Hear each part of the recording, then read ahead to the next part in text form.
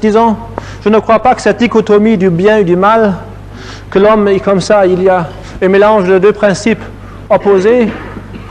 Je ne partage pas cette façon de voir.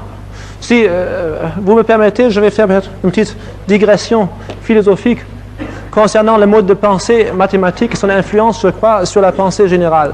Parce qu'il y a une chose qui m'a déjà frappé avant d'en arriver à une critique de l'ensemble de la science, qui m'a frappé depuis près de 2 ans, c'est la grossièreté, disons, du mode de raisonnement scientifique, du mode de raisonnement mathématique, quand on le confronte avec les phénomènes de la vie, disons, avec les phénomènes naturels. C'est que les modèles que nous fournit la mathématique, y compris les modèles logiques, sont une sorte de lit de Procruste pour la réalité.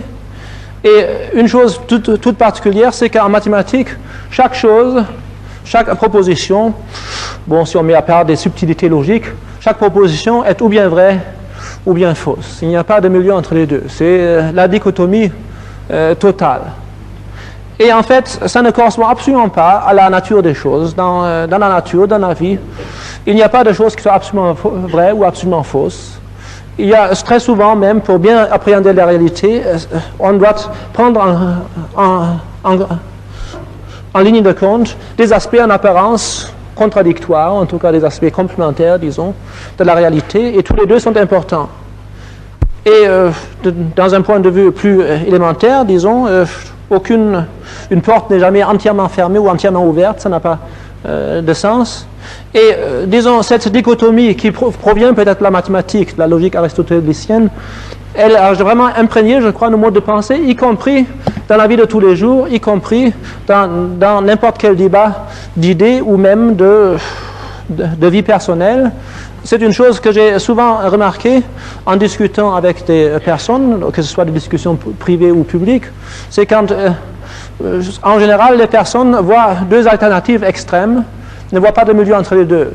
Si moi, je leur parle d'une vision personnelle, disons, mettons que la personne en question, mon interlocuteur, ce soit cette alternative qu'il a choisie, et elle voit une autre au bout opposé, mettons que moi, j'ai une vision qui se situe un peu au-delà de celle qu'il considère bonne, tout aussitôt, elle m'accusera d'avoir choisi l'alternative extrême opposée, parce qu'il n'y a pas de milieu.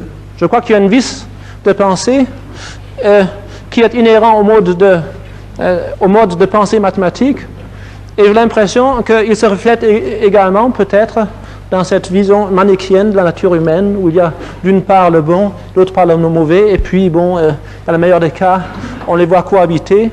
J'ai l'impression, en fait, que ce que nous appelons mauvais n'est qu'une réaction naturelle à un certain nombre de répressions que nous subissons depuis notre naissance, et que, en un sens, ce sont des réactions tout aussi naturelles, tout aussi nécessaires que, par exemple, l'apparition de fièvre dans notre corps, qui est un signe que notre corps est en train de réagir vigoureusement et positivement à une invasion microbienne.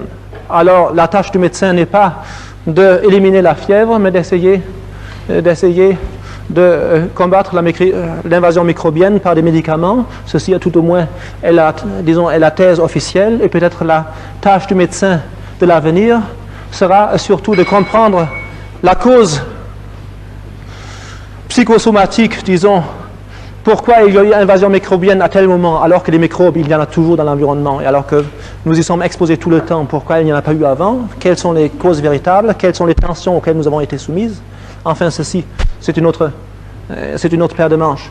Mais j'ai l'impression que la vision manichéenne n'est pas très bonne. Elle fait partie de l'air que nous respirons avec la culture ambiante, et je crois que cette vision va également se modifier.